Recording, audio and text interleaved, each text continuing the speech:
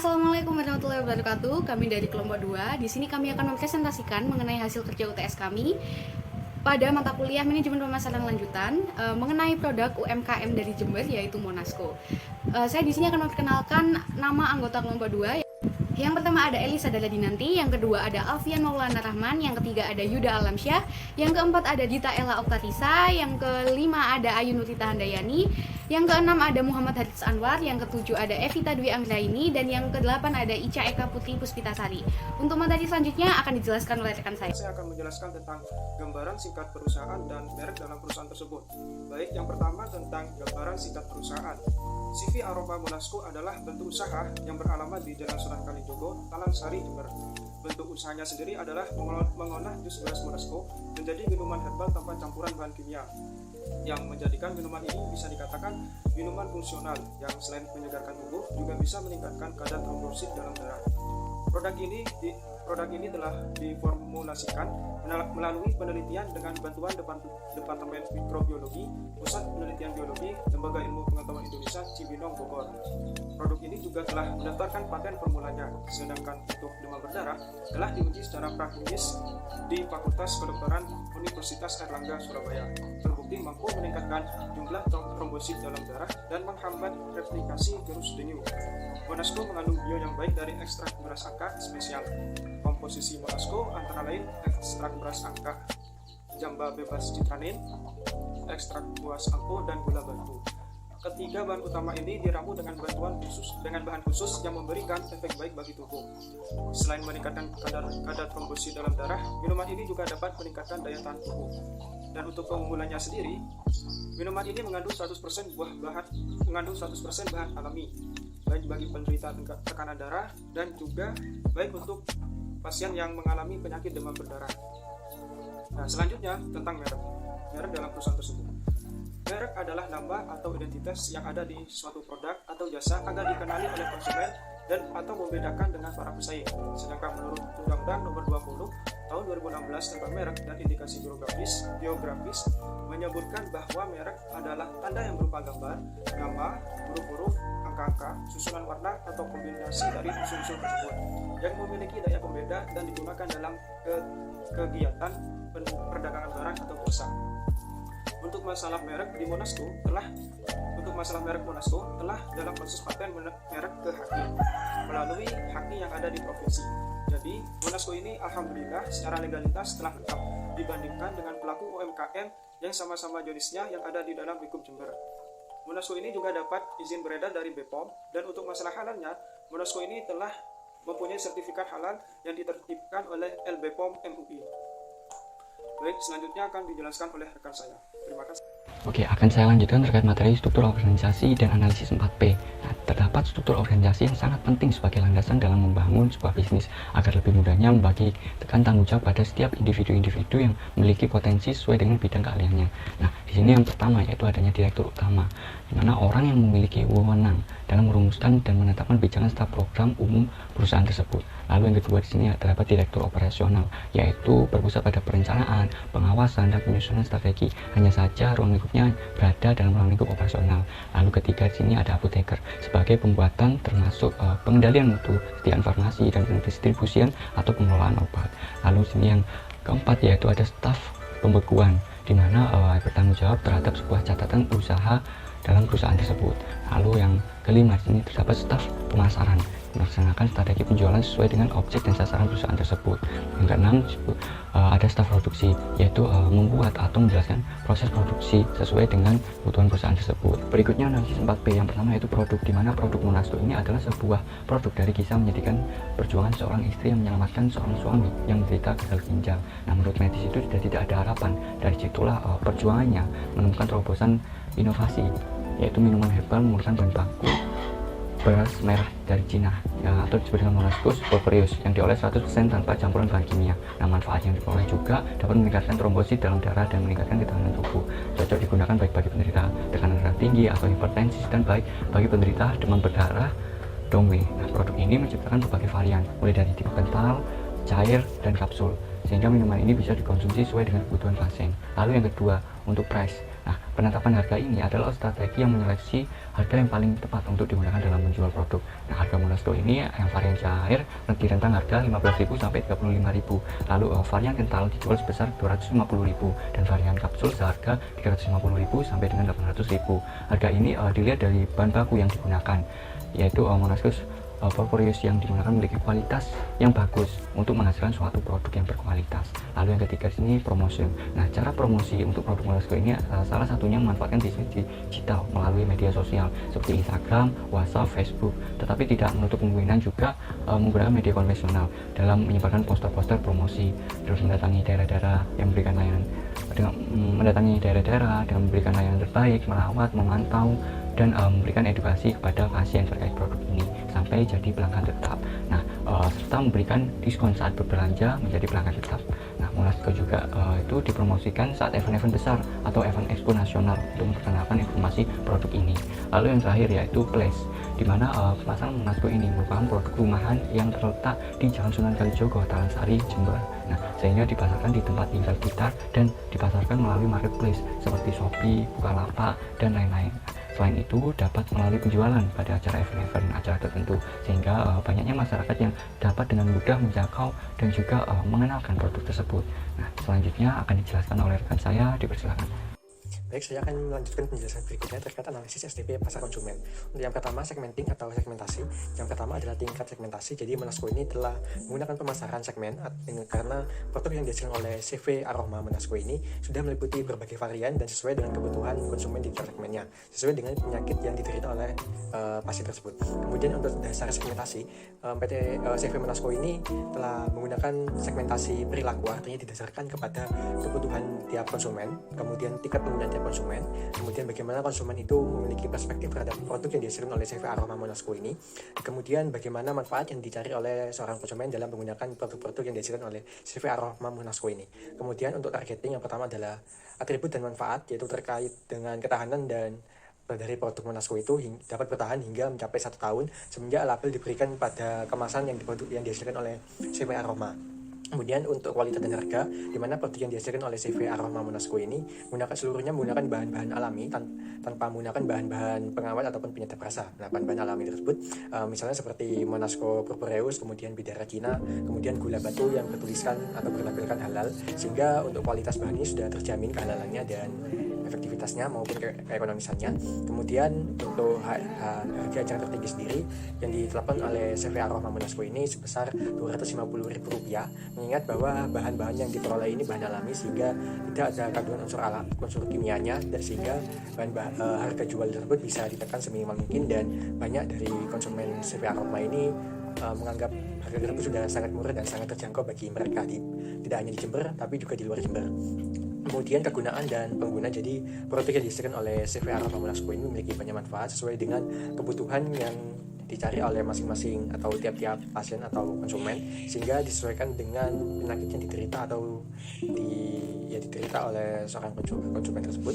Kemudian dari kompetitor, CV Aroma Monasco ini sudah lebih unggul karena mereka memiliki laboratorium untuk penelitian yang digunakan juga untuk pengembangan berbagai produk sehingga sesuai dengan kebutuhan maupun tuntutan dari konsumen dalam menghadapi perkembangan zaman. Kemudian CV Aroma Monasco ini juga telah mengantongi beberapa legalitas baik dari LP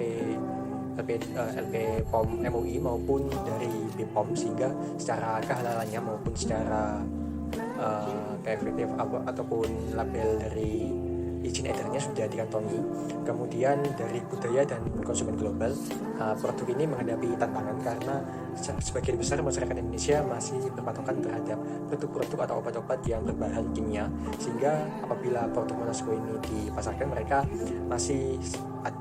bagian masyarakat masih memiliki keraguan terhadap bahan-bahan herbal yang dikandung oleh atau dipakai oleh produk-produk olahan yang dihasilkan oleh CV Aroma Monasco ini. Nah, kemudian dari sisi positioning yang terkait jaminan dan solusi, Monasco ini sangat berkhasiat dalam menyembuhkan berbagai penyakit yang diderita oleh pengguna atau konsumen, sehingga melalui hasil lab atau pemeriksaan di laboratorium medis dapat kita korelasikan juga bahwa produk ini juga sangat bermanfaat. Kemudian dalam pengembangan produk, CV Aroma Monasco ini juga senantiasa mengajak atau menggandeng lembaga-lembaga pemerintah terkait, misalnya Badan Riset dan Inovasi Teknologi Indonesia atau BRIN, kemudian dari semacam laboratorium itu, baik dari dinas kesehatan atau instansi terkait lainnya, sehingga ditetapkan bahwa produk yang dihasilkan ini juga sangat bermanfaat bagi konsumennya.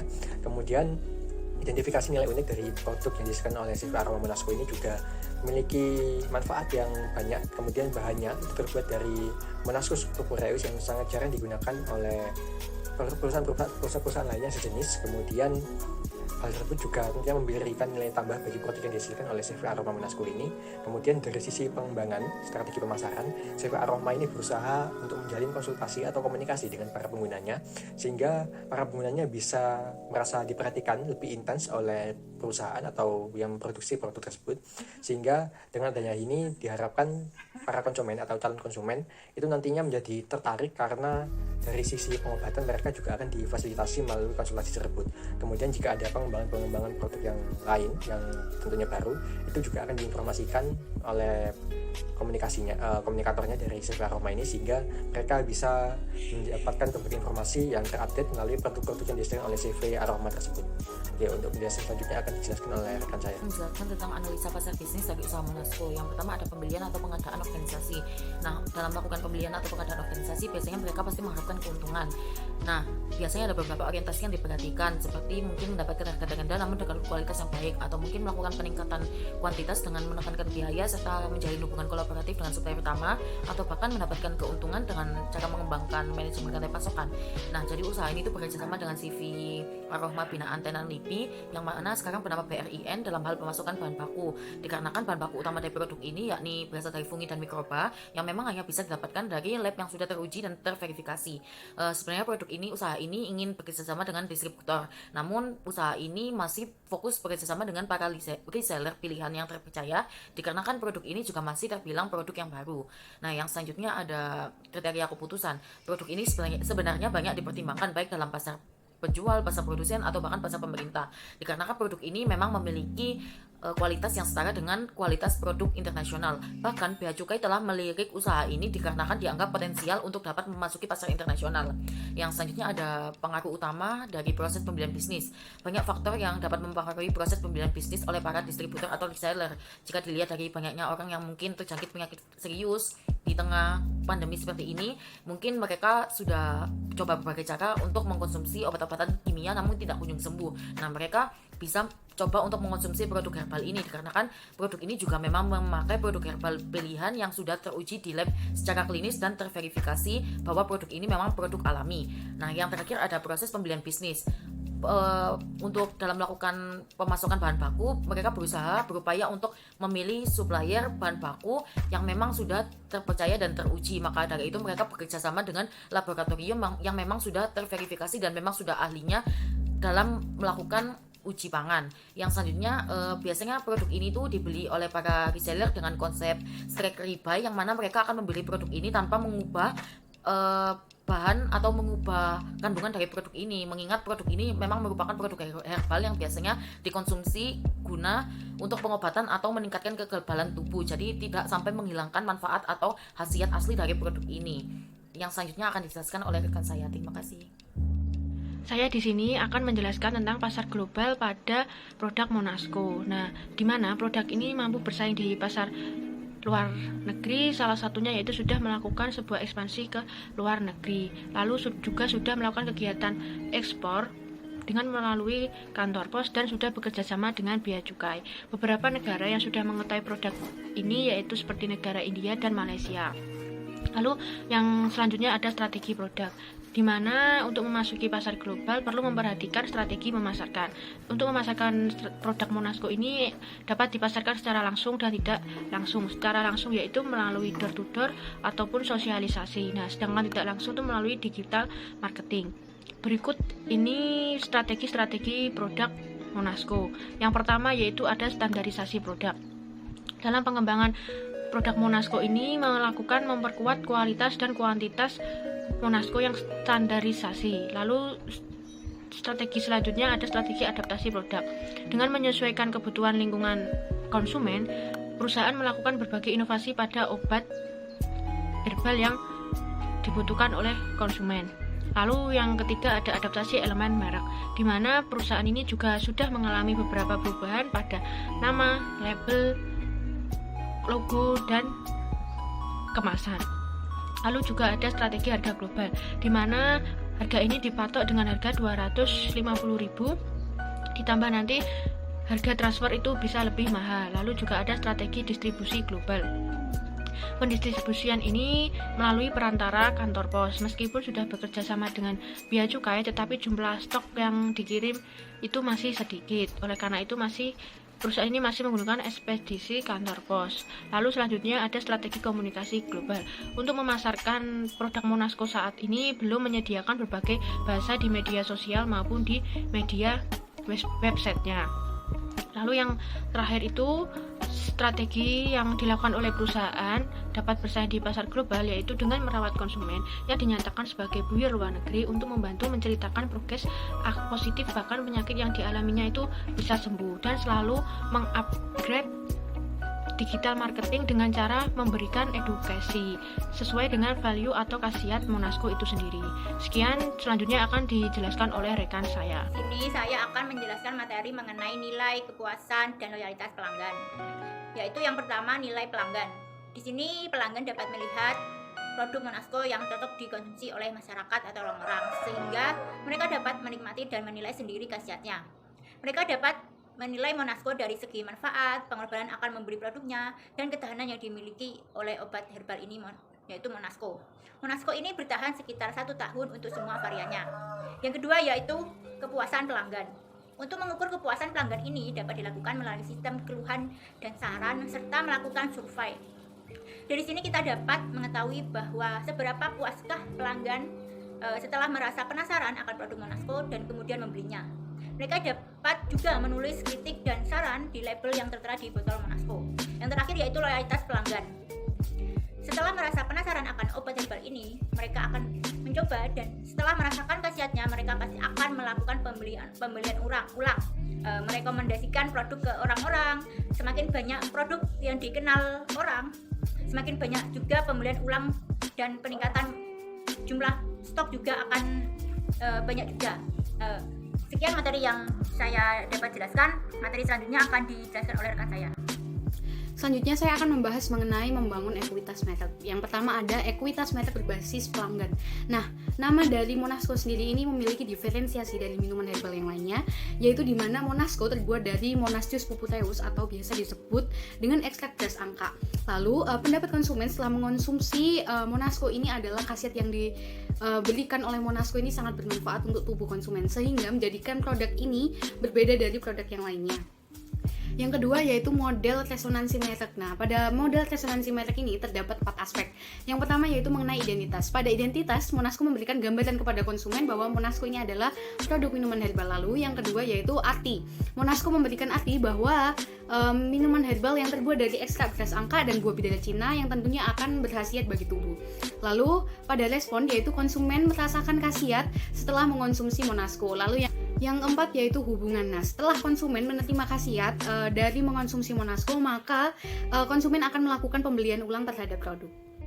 Yang kedua yaitu membangun ekuitas merek. Yang pertama yaitu ada pemilihan identitas merek. Nah, ini sesuai dengan logonya, yaitu terdapat gambar beras sesuai dengan bahan baku yang digunakan oleh Monasco. Lalu slogannya yaitu solusi sehat keluarga Anda sesuai dengan manfaat yang diberikan oleh Monasco. Lalu yang kedua yaitu ada produk dan jasa serta semua kegiatan pemasaran dan programnya. Nah, ini tuh produk Monasco itu terdapat beberapa variasi, yaitu terdapat kapsul, cair, kental, dan juga berbentuk coklat. Nah, sesuai dengan kebutuhan konsumen gitu ya. Lalu Monasco juga melakukan pemasaran dengan cara mengikuti pameran daerah dan memberikan edukasi kepada konsumen mengenai produk. Lalu yang ketiga yaitu asosiasi yang diberikan, yaitu mengingatkan kepada negara Indonesia karena terbuat dari rempah-rempah. Lalu yang keempat yaitu ada elemen merek. Nah, pada nama merek Monasco ini sangat mudah diingat sesuai dengan arti dan mudah diucapkan dan dapat dilindungi. Lalu yang kelima yaitu ada mengukur ekuitas merek. Ini terdapat tidak langsung dan langsung. Secara tidak langsung yaitu konsumen memberikan saran untuk membangun ekuitas merek. Lalu secara langsung yaitu mengikuti event dan dapat mengukur gitu seberapa pengaruh kinerja merek dan program pemasaran yang dilakukan oleh perusahaan.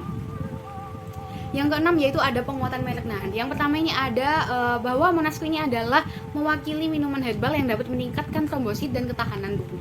Lalu yang kedua yaitu dapat terlihat hebat di benak konsumen karena terbuat dari bahan baku yang 100% alami serta terbuat dari ekstrak beras angka yang memiliki keunikan pada produk. Lalu yang ketujuh yaitu ada strategi penetapan nama merek. Nah, di sini ini menggunakan strategi nama individual di mana nama perusahaan tidak memiliki keterkaitan dengan nama produk. Seperti diketahui bahwa nama perusahaan dari Monasco ini adalah CV Aroma dan produknya adalah Monasco. Yang ketujuh yaitu ada perluasan merek. Di sini menggunakan strategi line extension, yaitu dengan menambahkan jumlah produk dengan brand yang sama ya. Seperti diketahui bahwa tadi itu ada yang kapsul, cair, kental dan dapat berbentuk coklat gitu. Lalu yang kedelapan yaitu portofolio. Nah, di sini menggunakan strategi cash cow atau biasa disebut dengan sapi perah, yaitu tetap mempertahankan produk walaupun penjualannya menurun karena pelanggan dari Monasco ini cukup besar. Lalu ekuitas pelanggan. Yang pertama yaitu adanya testimoni yang dapat mempengaruhi calon pelanggan gitu ya. Lalu yang kedua yaitu membangun brand awareness dengan promosi dan mengikuti event. Lalu yang ke-10 yaitu ada positioning. Nah, pada tahap pengenalan ini Monasco termasuk dalam produk yang mampu bersaing dengan produk yang lainnya. Lalu promosi langsung yang dilakukan oleh Monasco adalah dengan mengikuti event dan pameran UMKM di daerahnya. Lalu juga melakukan promosi digital melalui Instagram dan Facebook. Lalu pada tahap pertumbuhan, nah masyarakat ini mulai mengenal sehingga penjualan Monasco ini meningkat hingga pengirimannya itu sampai keluar daerah. Baik, di sini saya akan menjelaskan tentang pengembangan produk. Pengertian pengembangan produk. Pengembangan produk merupakan sebuah proses dan strategi yang perlu dilakukan oleh suatu perusahaan dalam mengembangkan suatu produk. Hal yang perlu diperhatikan dalam mengembangkan suatu produk yaitu memperbaiki produk yang lama atau menambahkan kegunaan suatu produk tersebut kepada target pasar. Kemudian, yaitu yang B, tujuan pengembangan produk. Menurut Kettler dan Kotler tahun 2008 menyatakan bahwa tujuan umum dari pengembangan produk ada dua, yaitu yang pertama untuk memenuhi kebutuhan yang baru dan memperkuat citra perusahaan sebagai investor. Tujuan tersebut dicapai dengan cara menawarkan produk yang baru dibandingkan dengan produk sebelumnya. Tujuan yang kedua yaitu untuk mempertahankan daya saing dengan produk yang sudah ada. Hal ini dilakukan dengan cara menawarkan produk yang bisa memberikan berbagai jenis kepuasan atau kegunaan baru. Selanjutnya yaitu C, tahap-tahap pengembangan produk. Yang pertama ada gagasan produk. Pengembangan produk dimulai dengan mencari gagasan untuk produk baru. Pimpinan manajer harus mendefinisikan produk dan pasar yang ingin ditekankan dalam program pengembangan produk ini.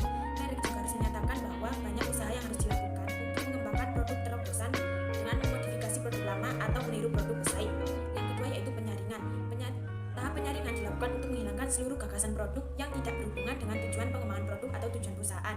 Yang ketiga yaitu pengujian konsep. Gagasan yang telah melewati tahap penyaringan kemudian dilanjutkan dengan membuat konsep serta dilanjutkan dengan mengembangkan konsep produk tersebut. Yang keempat yaitu analisis bisnis. Setelah melakukan opini konsumen, cara mengevaluasi usulan dengan cara membuat suatu perkiraan tentang tingkat penjualan, biaya produksi, dan keuntungan yang diharapkan sesuai dengan sasaran perusahaan. Yang kelima yaitu pengembangan prototipe. Sewaktu perusahaan telah menentukan potensi profitabilitas produk, bagian teknik atau riset dan pengembangan akan membuat prototipe. Yang keenam yaitu pengujian produk dan uji pemasaran. Dengan menggunakan hal-hal yang dipelajari dari prototipe, perusahaan akan menjalankan produksi yang terbatas. Yang ketujuh yaitu komersialisasi. Jika hasil uji pemasaran positif atau sesuai dengan diharapkan, perusahaan akan memulai produksi dan pemasaran berskala penuh. Selanjutnya yaitu pengembangan produk Monasco. Monasco Jember merupakan jus minuman kesehatan tanpa pengawet dengan komposisi utama beras Monas jus Purpureus atau angka dan buah Ziziphus jujube. Darah, cipa atau kurma Cina. Produk dari Monasco Jember yang diproduksi oleh CV Aroma Monasco Jember sudah memproduksi beberapa produk, diantaranya yang pertama Monasco Kurkumit 350 ml, yang kedua Monasco Kurmit 350 ml, yang ketiga Monasco Original tanpa gula 350 ml, dan yang keempat Monasco Original kental tanpa gula 125 ml. Nah, CV Aroma Monasco Jember ini sudah melakukan pengembangan produk berupa bahan baku dari Monasco yang terbuat dari beras Monas Jus Purpureus ini juga diinovasikan